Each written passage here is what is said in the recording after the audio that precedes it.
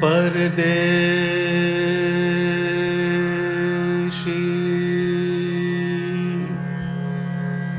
પરદેશી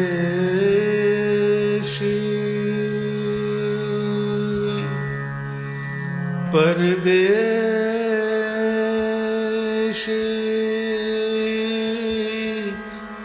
પરદેશી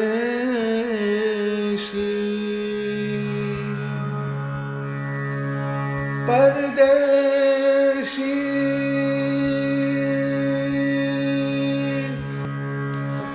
પરદેશી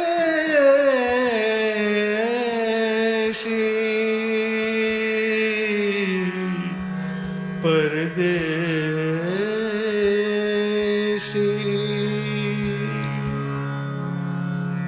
પરદેશી છે આ પ્રાણી પરોણો પરદેશી છે આ પ્રાણી પરોણો તે રહી રહી કેટલુંક રહેશે જી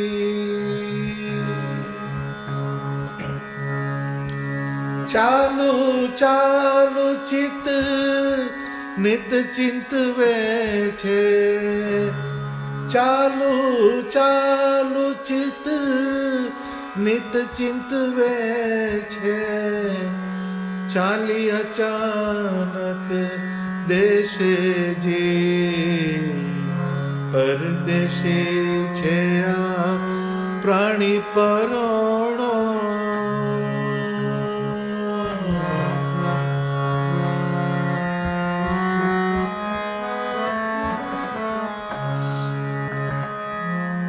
મારું મારું કરી મમતે મરે છે ચાલતા શું શું એ લેશે જી મારું મારું કરી મમતે મરે છે ચાલતા શું શું એ લેશે જી માયા મોહમાં અતિ ભરમાણો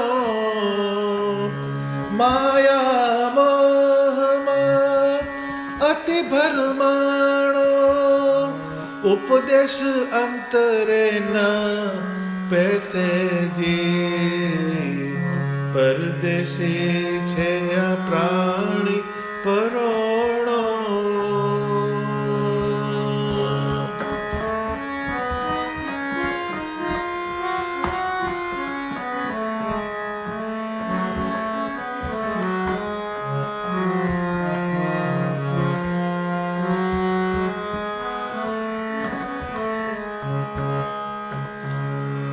જાતિ વેળા કેશે કઈ ના માણ્યો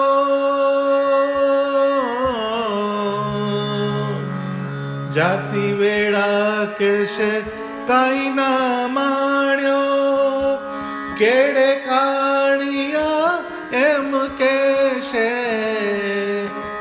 કેડે કાણિયા એમ કેશે નિષ્કુળાનંદ ભજી લો ગોવિંદ નિષ્કુળાનંદ ભજી લો ગોવિંદ જો વાત હૈયામાં બેસે જી પરદેશી છે આ પ્રાણી પરોણો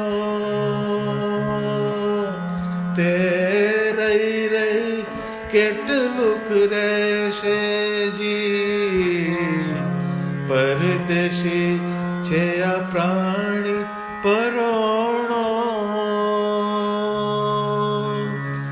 સહજાનંદ સ્વામી મહારાજની જય.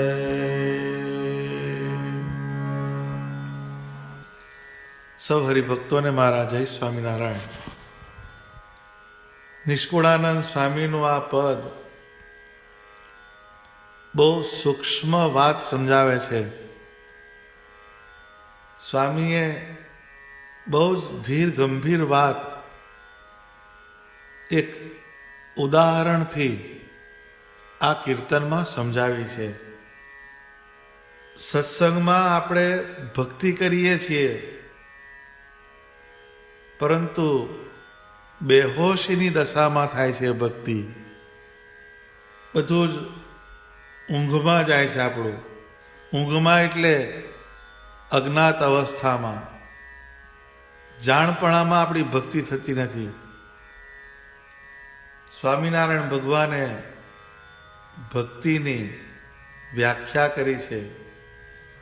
ભગવાનના સ્વરૂપમાં અતિશય પ્રેમ, એને ભક્તિ કીધી. પરંતુ ભક્તિને પ્રોટેક્ટ કરનાર, ભક્તિનું સંવર્ધન કરનાર અને ભક્તિને વધારનાર બીજા 3 પરિબળો છે. એક ધર્મ છે, જ્ઞાન છે અને વૈરાગ્ય છે. એટલે ધર્મ, જ્ઞાન, વૈરાગ્ય અને ભક્તિ, આ 4 ભેગા થાય એટલે એ એકાંતિક ભક્તિ કહેવાય. ભગવાનના અક્ષરધામમાં પહોંચવું હોય તો આ એકાંતિક ભક્તિ એને વધારે ને વધારે મજબૂત કરતા જવું પડે. તો આ પદમાં નિષ્કુળાનંદ સ્વામી જ્ઞાન અને વૈરાગ્યની વાતને સમજાવે છે. આ પદની અંદર જે વાત સમજાવી એને જો આપણે આત્મસાત કરીએ તો આપણી એકાંતિક ભક્તિને પુષ્ટિ મળે. અને સમજી જ રાખવાનું કે એકાંતિક ભક્તિ સિવાય આપણો મોક્ષ નથી, આપણું કલ્યાણ નથી. ભક્તિ બધા કરી લે છે, પરંતુ એ ભક્તિને અંતે એમને અંદરથી એક સંશય રહી જાય છે કે મારું કલ્યાણ થશે કે નહીં થાય. એ પરિપૂર્ણતા, એ પરિપક્વતા એ આવતી નથી. કેમ કે એકાંતિક ભક્તિ તરફ એનો જીવ વળ્યો નથી. તો આ પદની પહેલી લાઈનને આપણે જો જોઈએ તો સ્વામી કહે છે, પરદેશી છે આ પ્રાણી પરોણો. આ બહુ તળપદા શબ્દો છે. પરદેશી સમજાય એવું છે, પ્રાણી સમજાય એવું છે, પરંતુ પરોણો એટલે સૌરાષ્ટ્રમાં પરોણાગતિ કહેવાય. પરોણો એટલે મહેમાન. એટલે પરદેશી એટલે આઉટસાઇડર, બહારની વ્યક્તિ, બહારનું તત્વ, એને પરદેશી કહેવાય. પ્રાણી એટલે જીવ અને પરોણો એટલે મહેમાન.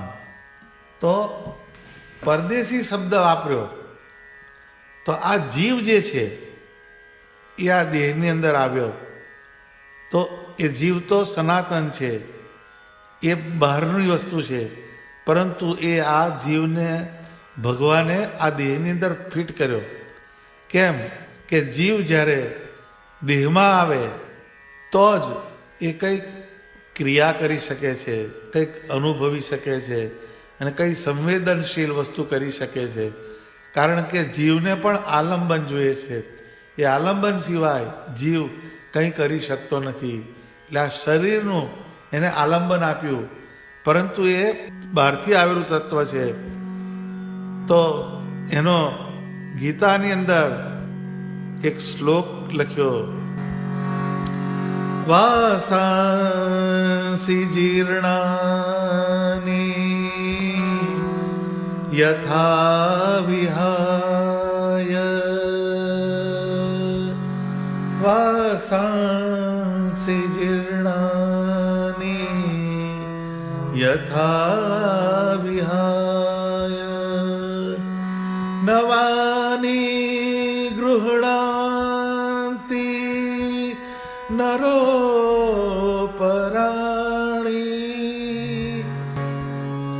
તથા શરીરાણી વિહાય જીર્ણા અન્યાની સંયાતિ નવાની દેહી વાસાંસી જીર્ણાની યથા વિહાય નવાની ગૃહણાંતિ નરોપરાણી તથા શરીરાણી વિહાય જીર્ણા અન્યાની સંયાતિ નવાની દેહી. એટલે વાસાંસી જીર્ણાની, વાસાંસી એટલે વસ્ત્ર, જીર્ણ એટલે જૂનું થઈ જાય, યથા વિહાય એટલે જ્યારે જૂનું થઈ જાય, એટલે જ્યારે આ આપણે જે કપડાં પહેરીએ છીએ એ જૂનું થઈ જાય. નવાની ગૃહણાંતિ નરોપરાણી એટલે આ મનુષ્ય નવું વસ્ત્ર સીવડાવે છે. તો આ જે વસ્ત્ર જે છે એક દાખલો આપ્યો, પણ એને કનેક્શન ક્યાં છે? તથા શરીરાણી વિહાય જીર્ણા.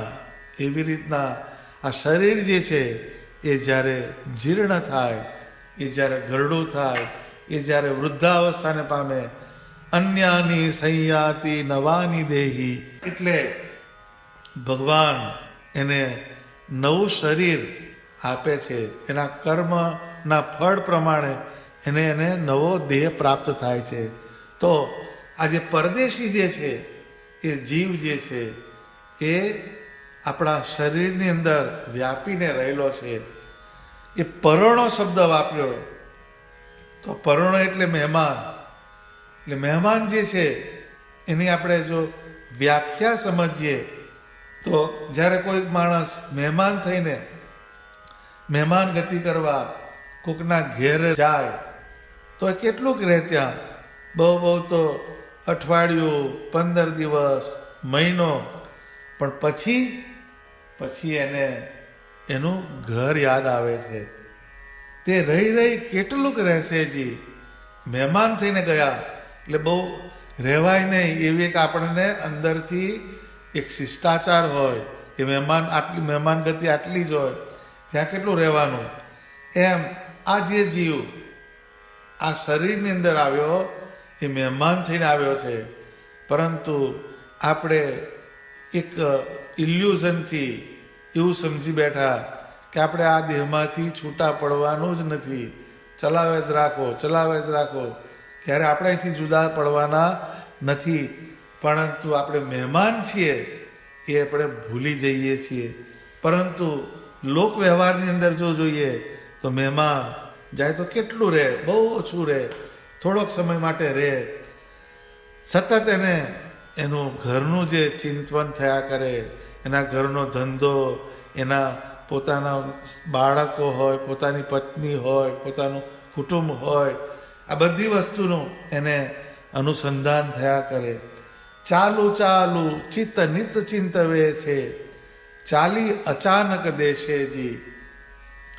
તો આને આપણા શરીર સાથે કનેક્શન કર્યું કે આ જે જીવ છે એની અંદર ચિંતવન ચાલે છે કે એ ચિંતવનની અંદર એક પહેલું જ્ઞાન પડેલું છે, પણ જ્ઞાનની સાથે વિવેક નથી આવ્યો. એટલે જ્ઞાનથી એને ખબર પડે છે કે આપણે જવાનું છે, પરંતુ એ માયાના પ્રભાવથી એ ભૂલાઈ જાય છે. એને ભૂલાઈ જવાના કારણે એ અજ્ઞાનવશ બીજી વસ્તુઓમાં પરોવાઈ જાય છે. ચાલુ ચિત્ત નિચ ચિંતવે, ચાલી અચાનક દેશેજી. એટલે આ ગમે ત્યારે એની ટાઈમ આ આપણો જીવ જે છે આ દેહમાંથી છૂટો પડી જશે. માટે ભગવાનનું ભજન કરી લેવું એ નિષ્કુળાનંદ સ્વામીનો મુખ્ય સૂર છે. એ પરોણો જે શબ્દ છે એને ગીતાના અનાસક્તિ યોગની વાત એમાં આપણને પ્રતીતિ લાવે છે. એ અંદર પરોણો જે છે એમાં અનાસક્ત ભાવ છુપાયેલો છે. કે જેમ મહેમાન હોય, એ મહેમાન કોકના ઘેર જાય તો એ બધી વસ્તુને રેલિશ કરશે, એને આનંદ માણશે. એનું કન્સર્ન ક્યાં હોય કે મને ટાઈમે નાસ્તો મળે છે કે નહીં, સમયે મને સારું જમવાનું મળે છે કે નહીં, મારી ઊંઘવાની બધી સરસ વ્યવસ્થા છે કે નહીં, મારી બધી કમ્ફર્ટ સચવાય છે કે નહીં. આટલી વસ્તુ સાથે એનું એક કનેક્શન રહે છે. પરંતુ ઘરની અંદર એને તેલ થઈ રહ્યું છે, ઘી થઈ રહ્યું છે કે પૈસા થઈ રહ્યા છે, એના વિચાર એને કોઈ દિવસ આવતા નથી, કારણ કે એ મહેમાન છે. એટલે અહીંયા અનાસક્તિનો ભાવ એ બહુ જ સમજવા જેવો છે. પરોણો શબ્દ એટલે આપણે આ જીવની અંદર જે આવ્યા, એટલે ગુણાતીતાનંદ સ્વામીએ કીધું કે ઘરમાં રહેવું પણ મહેમાનની પેટે રહેવું. એટલે મહેમાન જેમ અનાસક્ત ભાવે કોકના ઘેરની અંદર રહે છે, એવી રીતના આ દેહ છે એ મારું નથી. જેમ પેલા મહેમાનને ખબર છે કે અહીંયા જે વસ્તુ છે એ મારી નથી, હું તો અહીંયા થોડા દિવસ માટે આવ્યો છું, એમ આ જીવ જે છે આ ખોડિયાની અંદર આવ્યો છે એ થોડા સમય માટે આવ્યો છે. એ કેમ આવ્યો છે કે આપણે સ્વામિનારાયણ ભગવાનની મૂર્તિનો સાક્ષાત્કાર કરી લેવાનો છે. એ ક્રિયા આપણી બાકી છે, એટલે આપણે આ જીવનો સંબંધ આપણા દેહ સાથે થયો છે. તો એમાં જે ઘર શબ્દ, જેમ પેલો મહેમાન હોય એને ઘર સાંભળે છે, તો ઘર જે છે એને સૂક્ષ્મ રીતે સમજીએ તો આ દેહને પણ એક ઘર સમજવાનું.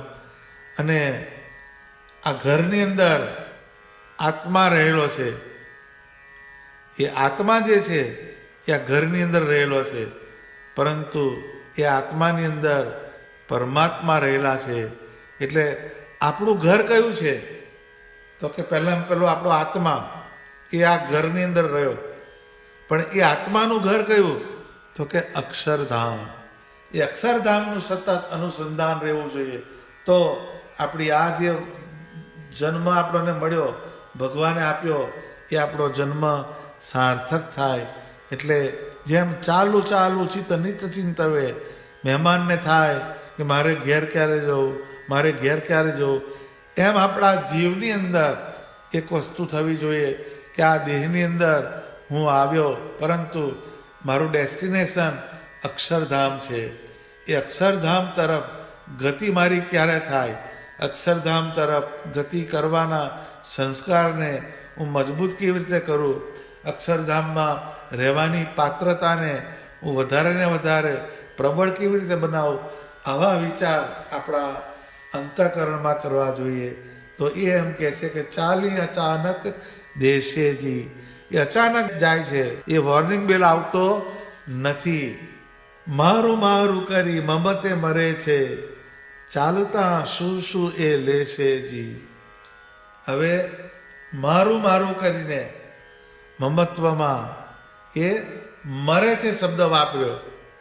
મરે છે મીન્સ આપણો જે સમય જે છે એ પસાર થતો જાય છે. શેમાં?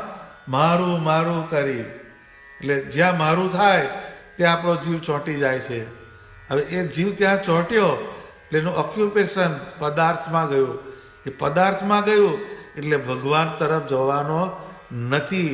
એટલે જેટલી મોમેન્ટ્સ આપણે પદાર્થની અંદર જોડાયા, જગત સંબંધી પદાર્થ, જગતના સુખ હોય, સગા હોય, સંબંધી હોય, એમાં જે આપણું જોડાણ થયું એટલું આપણું મૃત્યુ છે. એ મરે છે શબ્દ વાપર્યો, એટલો સમય આપણો ખાલી ગયો, બરબાદી તરફ ગયો, એટલે એટલું આપણું મૃત્યુ છે. જીવન નથી. જીવન કયું છે તો કે જેટલી ક્ષણો આપણે સ્વામિનારાયણ મંત્ર બોલવામાં વાપરીએ, જેટલી ક્ષણો આપણે સ્વામિનારાયણ ભગવાનની મૂર્તિનું દર્શન, એમની માનસી, એમનું ધ્યાન, એમના વચનામૃતના વાંચનમાં જાય, એમની ભક્ત ચિંતામણી વાંચવામાં જાય, કે જનમંગલના પાઠ કરવામાં જાય, પ્રદક્ષિણામાં જાય, દંડવતમાં જાય, એ ક્ષણો એ આપણું સાચું જીવન છે. બાકી ગમે એટલો આપણો વિસ્તાર છે એ જીવનનો, એ મૃત્યુ તરફનો છે. ચાલતા શું શું એ લેશે જી. એટલે એમ કે જ્યારે આ દેહ આપણો જે છે એ જ્યારે અહીંયાથી છૂટો પડે ત્યારે એ શું લઈ જશે એમ કે. એટલે કોકે કહ્યું કે બિના લિબાસ કે આયે થે ઇસ જહાં મેં, બિના લિબાસ કે આયે થે ઇસ જહાં મેં, એક કફન કી ખાतिर इतना सफ़र करना पड़ा. એટલે જ્યારે આપણે આ સૃષ્ટિ પર આવ્યા ત્યારે બિના લિબાસ કે નગ્ન અવસ્થામાં આવ્યા હતા. કોઈ કપડું પહેરીને આપણે આવ્યા નહોતા. અને જ્યારે આપણે જઈએ છીએ ત્યારે પણ એક કફન ઓઢાડેલું હોય છે અને એ પણ બળી જાય છે. તો આપણે જે જન્મ થયો અને મૃત્યુ થયું એ ઇન બિટવીન એનો જે લાઈફ સ્પાન છે, એ જીવનનો સમય છે, એનું આપણે એનાલિસિસ મારીએ તો એક કફન કી ખાतिर ઇતના સફર કરના પડા. તો આ જીવન કરીને આપણે જે વસ્તુ સંપાદન કરી તો આપણો જે મોટા ભાગનો સમય એ બધી માયાને વિસ્તારવા માટે થયો. તો એને ભેગી કરવા માટે આપણું જીવન ગયું. પણ જ્યારે આપણે આ દેહમાંથી છૂટા પડીએ છીએ તો છેલ્લે એક કફન જ આપણને ઓઢાડવામાં આવે છે. તો એક પ્રાપ્તિ જો જોઈએ આ દેહની, આ જગતની, તો એ કફન જ તમારી જોડે આવે છે. બાકી બધું ઇન્ટેક્ટ, ગમે એટલા ડોલર, રૂપિયા, પાઉન્ડ તમે ભેગા કર્યા હોય, બેલેન્સ કર્યું હોય, એસ્ટેટ કરી હોય, એ બધું એઝ ઇટ ઇઝ ઇન્ટેક્ટ અહીંયા ને અહીંયા રહી જાય છે. તમારા ભાગ્યમાં એક કફન આવે છે. તો એ કહે છે એક કફન કી ખાतिर ઇતના સફર કરના પડા. કોઈ 40 વર્ષ, 50 વર્ષ, 60 વર્ષ, 70 વર્ષ સુધી સતત ઓક્યુપાઈડ રહે, કાં તો પહેલાં શરીર ઓક્યુપાઈડ રહે ધન ભેગું કરવામાં, પછી મન એનું, બુદ્ધિ એની એ ઓક્યુપાઈડ રહે, પરંતુ એનો સમય, these are all A time killer element છે. તમારા સમયને મારનારા પરિબળો છે. તો છેલ્લે આપણા હાથની અંદર આ આવે છે, એ કહે છે કે ચાલતા શું એ લેશે જી. એટલે જ્યારે જવાનું થાય તો એ શું લઈ જવાનું? કશું નથી લઈ જવાનું. કેમ? તો કે માયા મોહમાં અતિ ભરમાણો, ઉપદેશ અંતરે ન પેસે જી. માયા અને મોહ, એટલે જ્યારે મનુષ્ય એના જીવનની અંદર માયાનો વિસ્તાર કરતો જાય છે. માયા એટલે જે તમારી સાથે નથી આવવાની એ માયા કહેવાય. તો એ પદાર્થની માયા હોય, એટલે ધન હોય, સોનું હોય, જમીન હોય, મકાન હોય, સ્ત્રી હોય, તો આ બધા માયાના એલિમેન્ટ્સ છે. પણ માયા બંધન કેમ કરે છે? તો કે મોહ વ્યાપેલો છે. એ મોહનું સામ્રાજ્ય એને ફરી વળેલું છે. માયા મોહમાં અતિ ભરમાણો, એટલે એમાં એટલો બધો ભરમાયો. તો કે મોહની જો વ્યાખ્યા કરીએ તો મોહ એટલે અસત્યમાં સત્યની આશા કરીને એમાં પ્રયત્નશીલ રહેવું, એને મોહ કહેવાય. તો શરીર સુખ આપશે એમ માનીને જીવ જે છે એમાં ભરાયો, સગા સંબંધી સુખ આપશે એમ માનીને જીવ એમાં ભરાયો, પણ ત્યાંથી કંઈ જ મળતું નથી. માયા મોહમાં અતિ ભરમાણો. એ ભરમાવું એટલે શું? તો કે કોઈ સ્પષ્ટ સાચી સમજણ વગર કોઈ પણ ક્રિયામાં કે વસ્તુમાં જોડાઈને અંતે કલેશ અને દુઃખને પામવું, એનું નામ ભરમાવું. આપણે નથી કહેતા કે મને એને બહુ ભરમાઈ દીધો, અર્થાત મને ખબર ના રહી અને મને એણે ખોટે રસ્તે ચડાવી દીધો. તો આ એક વ્યાખ્યા છે. માયા મોહમાં અતિ ભરમાણો, ઉપદેશ અંતરે ન પેસેજી. એટલે માયા જે છે એ બંધન ક્યારે કરે? તો કે જ્યારે આપણામાં મોહ વ્યાપે ત્યારે એ બંધન કરે છે. તો મોહને પહેલો કાઢવો પડે. એ મોહને કાઢવા માટે વચનામૃતનું અનુસંધાન નિત્ય રાખવાનું, અને કોઈ એવા સત્પુરુષ હોય કે જે માયાને મોહમાંથી છૂટેલા હોય અને અનેક જીવને એમાંથી છોડાવી શકે એવા સત્પુરુષનો યોગ કરવો, અથવા નંદ સંતોના શબ્દોનો યોગ કરવો, તો એ તમને મોહમાંથી છોડાવે. એટલે મુક્તાનંદ સ્વામીએ કીધું કે માત પિતા સુત જુવતી રાખત અતિશય પ્યાર, મુક્ત કહે ચેતન ગયે સબ મિલ કાઢત બહાર. હવે માતા હોય, પિતા હોય, પુત્ર હોય, પોતાની સ્ત્રી હોય, આ બધા રાખત અતિશય પ્યાર, તમારી જોડે અતિશય પ્યાર રાખે છે, તમારી જોડે અતિશય મોહબ્બત કરે છે. કેમ કે એની અંદર કંઈક હિસાબ છે, એ કન્ડિશનલ ટાઈપ છે, એ તમારી સાથે એને કંઈક લેવું છે. એ બધા જ એકબીજા સાથે કંઈક લેવાનો જ પ્રયત્ન કરે છે. બાપ હોય એને એમ કહે છે છોકરો મોટો થઈને મારી સેવા કરશે, છોકરો હોય એને એમ થાય કે મારા બાપ પાસે જે સંપત્તિ છે એ મને મળશે. આ એક કનેક્ટિવિટીનો બોન્ડ હોય છે.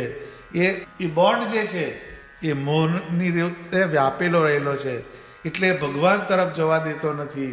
એટલે રોજ જે બોલાય ખરું કે પ્રીતિ તોડજો રે જુઠ્ઠા જાણી કુટુંબ પરિવાર, પરંતુ એ ચેષ્ટાનું એ પદ પૂરું થાય અને પછી તરત જ છોકરાનો છોકરો હોય એના ખોળામાં મૂકીને રમાડવા માંડે, માળા નહીં પકડે. કેમ કે મોહ વ્યાપેલો છે.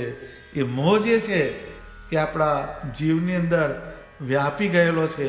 એટલે ઉપદેશ અંતરે ન પેસેજી, આ બધું આપણે સમજીએ છીએ તો પણ આનંદ સંતોના વાક્યો આપણા અંતઃકરણમાં પેસતા નથી.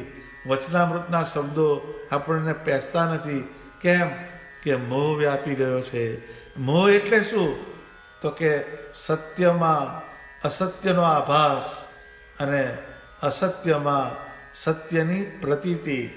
એટલે આપણને જે મોહ વ્યાપેલો આ શરીર, એ આપણો શરીર, એ શરીર મને કાયમ સુખ આપશે, શરીર દ્વારા જ હું સુખ ભોગવું છું, એવું એક આપણને મનાય છે. એ મોહ છે.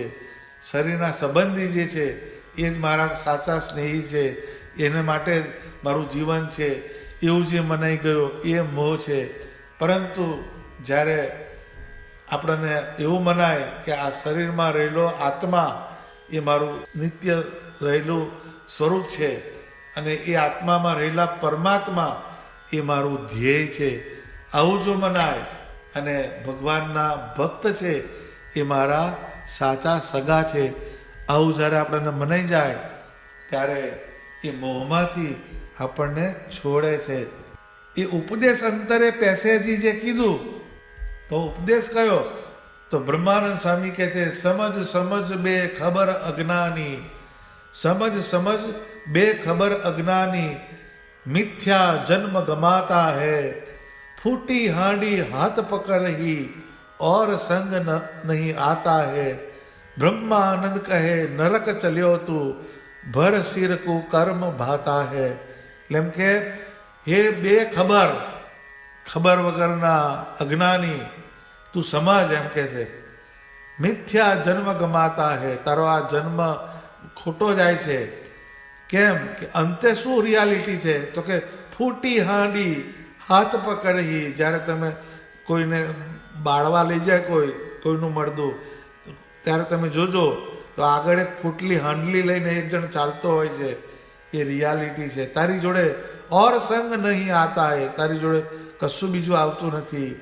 બ્રહ્માનંદ કહે નરક ચલ્યો તું, જો ભગવાન ભૂલ્યા તો તું તારી ગતિ નરક તરફ કરું છું. એ ભર સિર કુકર્મ ભાતા હૈ, કે તારા શિરમાં, તારી બુદ્ધિમાં કુકર્મ પેસી ગયા છે. કુકર્મ એટલે ભગવાનથી છેટા લઈ જાય એવા જે કર્મ, એને કુકર્મ કહેવાય. જાતિ વેડા કહેશે કાંઈ ન માણ્યો, કેડે કાણિયા એમ કહેશે, નિષ્કુળાનંદ ભજી લો ગોવિંદ, જો વાત હૈયામાં બેસે જી.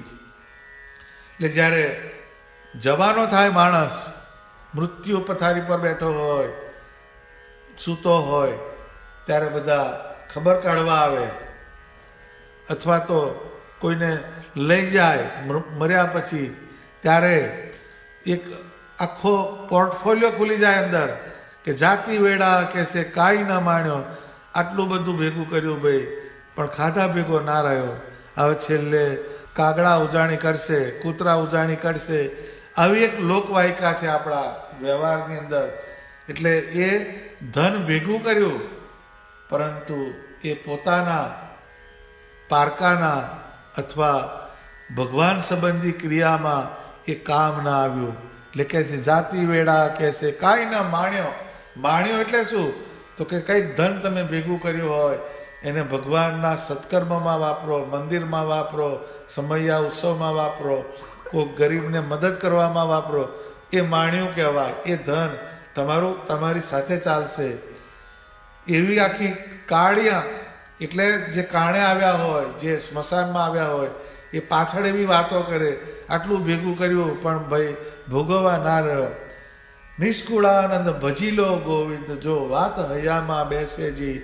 નિષ્કુળાનંદ સ્વામી છેલ્લે આપણી કોર્ટમાં બોલ ફેંકે છે કે નિષ્કુળાનંદ ભજી લો ગોવિંદ. એ જીવ આ સ્વામિનારાયણ ભગવાનને ભજી લે. જો વાત હૈયામાં બેસેજી, જો તારા હૈયાની અંદર વાત બેસે તો તું સ્વામિનારાયણ ભગવાનનું ભજન કરી લે. એ ભજન તારી સાથે આવવાનું છે. એટલે આખું જે પદ જે છે એની અંદર એક જ્ઞાન મૂક્યું છે અને બીજો વૈરાગ્યનો વિવેક મૂક્યો છે. આ બે વસ્તુ બેઝિક વસ્તુ છે. અને છેલ્લે એમણે ભક્તિ ઉપર ફોકસ કર્યું. એટલે એમ કે છે નિષ્કુળ આનંદ કહે ભજી લ્યો ગોવિંદ. આજે તને વાસ્તવિકતા સમજાવી કે આ શરીર છે એની અંદર આ જીવ જે છે એ થોડા સમય માટે આવ્યો છે. એ મહેમાન છે. એટલે મહેમાન જેમ અનાસક્ત ભાવે કોકના ઘેર રહે છે એમ આ જગતની અંદર તું જેટલી વસ્તુઓ સાથે ટાઈઅપ કરીશ એ તારી નથી. એને અનાસક્ત ભાવે ભોગવીને તારો સમય સ્વામિનારાયણ ભગવાન સંબંધી ક્રિયામાં પસાર કર તો તારું કલ્યાણ થશે. આવું આ નિષ્કુળાનંદ સ્વામીનું પદ જે છે એ બહુ જ ઊંચી સમજણ આપનારું પદ છે. બહુ જ સરળ શબ્દોમાં આ પદ રચાયેલું છે, પરંતુ એની અંદર બહુ જ સૂક્ષ્મ અને ગહન વાત નિષ્કુળાનંદ સ્વામીએ મૂકેલી છે. તો આપણી ભગવાનને પ્રાપ્ત કરાવનારી એકાંતિક ભક્તિ, એને પુષ્ટિ કરાવનારું આ પદ છે. એ અનુસંધાન રાખવા જેવું આ પદ છે. તો આપણને ભગવાન સ્વામિનારાયણની ભક્તિમાં વધારે ને વધારે બળ મળે. સહજાનંદ સ્વામી મહારાજની જય.